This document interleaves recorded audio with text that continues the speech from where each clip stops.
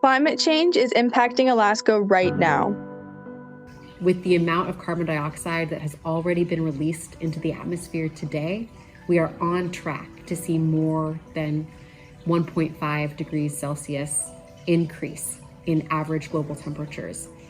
And according to some of the best scientists in the world, this will have dramatic impacts on our climate, on wildfire frequency, and on our oceans. And it's something that we should all be aware of and be prepared for. Our home, our way of life, our future is at risk. If the climate crisis hasn't impacted their lives personally yet, it will. Here's how we're seeing climate change in Alaska. I'm Ellie. I'm an AYEA teen living in Fairbanks. In October, Typhoon Halong devastated communities in western Alaska. I wanted to talk to youth impacted by this storm to hear about their experiences and try to better understand the impact of the typhoon. Here's Joe, Sully, and Trayvon talking about the destruction they saw in their community. I was at home. Tree fell through my house. Just like that, my power was out. Almost got hit with a metal roof downtown. Came off. So it And was then our really house- windy? Yeah, the wind was 68 miles per hour. Oh, the waves were about 6 foot tall as me. It was about that big, and then I see boats sinking left and right on the bank. Almost fell in Muckluck Slough and drowned because of the wind. Looked at the river. The river wasn't looking like a river. It looked like an ocean. The storm surge flooded villages as far as 60 miles up the Kuskokwim River, according to news reports. Thousands of people were evacuated to regional hubs and Anchorage, and while communities try to rebuild, the process is difficult. And with thawing permafrost and increasing severe weather, the locations of these communities are continually at risk for further damage. Past the impacts of the typhoon, the teens explained other changes they are seeing in their community from climate change. The river is widening and becoming shallower, in addition to it freezing later in the year. It's getting warmer. The river would have been frozen by now. But would have been able to be drivable on snow though. It's not no more. Barely snow. It's getting too hot out there. I think I heard some elders say it used to freeze way early before this. Way earlier. But it's getting hot, so I can't freeze that fast no more. To travel, we used the river to travel to other villages. Also, we could go to Fairbanks from here to Nolata. It's hard to hunt moose, salmon populations are declining, and from the intense storms, wood is harder to come by.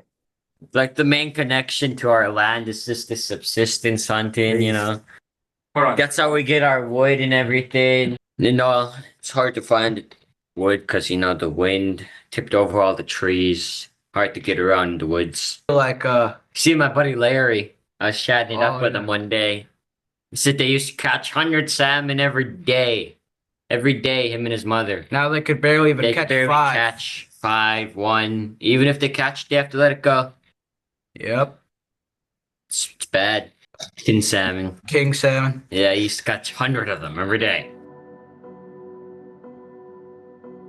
Climate change-fueled flooding isn't just happening in western Alaska. In Juneau, the Mendenhall Glacier is rapidly retreating. Over the last few years, glacier outburst floods from Mendenhall Glacier in Juneau have also destroyed homes and displaced families. Well, here in Southeast Alaska, one of the dramatic ways that we can visually see climate change happening is through the loss of our glaciers. Here in Juneau, the Mendenhall Glacier is one of our local icons, and this year it was declared as no longer a lake terminating glacier. It is now officially a hanging glacier. That has impacts socially and culturally, but also economically, because both Skagway and Juneau rely heavily on tourism industry to support our local economy, and a lot of what visitors come to see are glaciers. According to University of Alaska Southeast scientists, Mendenhall Glacier has thinned between 15 and 20 meters because of climate change, which creates a shorter dam leading to less capacity to hold water. Further, icebergs in the basin are also melting. Here in Juneau, the increasing frequency and side of the annual glacial lake outburst flood has been a huge and devastating impact of climate change in our community, with tens of homes damaged this year on a relatively low impact year because of an artificial levee that was constructed along the Mendenhall River. The year before, over 100 homes were impacted by the flood, and it's uncertain how those floods will continue to impact our community, because the floods will certainly continue to happen. I'm Violet. I'm an AYEA teen. I was recently able to interview Kimberly Kivok-Pikok about her connection to the land in our shared hometown of Utqiagvik. So my connection with the environment is not just spiritual, but also plentiful. And I mean that with the amount of resources that we have. So climate change is heavily impacting our community.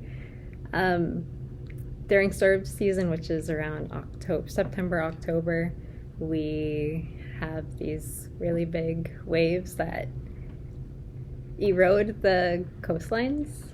So each year there's always a couple of feet of coastline that gets taken off. When I was a kid, you know how the beach is super short now? When I was a kid, we would have a beach that was very wide.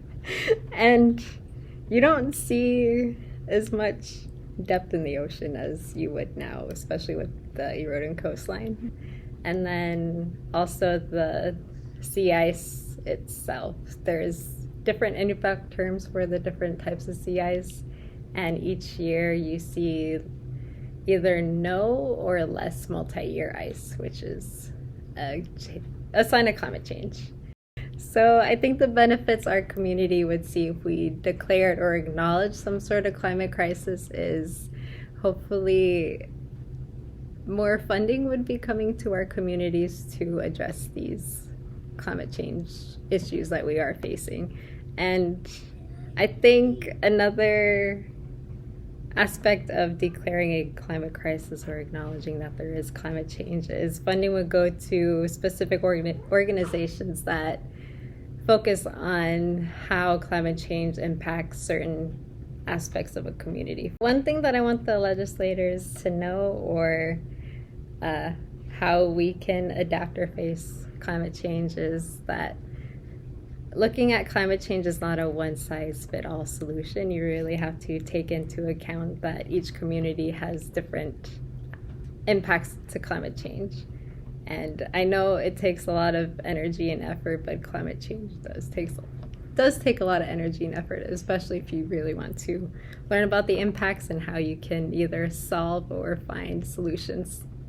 While local, statewide, and federal level policy are essential in stopping and responding to climate change impacts in Alaska, community organizing and education is just as important. For Earth Day, for example, we do like an event where people can come in and learn about how to reuse and recycle, and we'll even put together like activities to teach them how to do those things.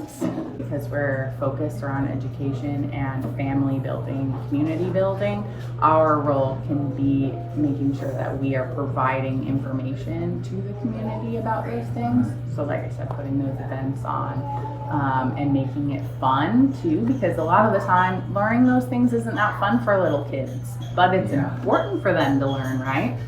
And so having just fun activities that help them not only learn that stuff, but remember that experience is really important too. And I think we do a good job of that.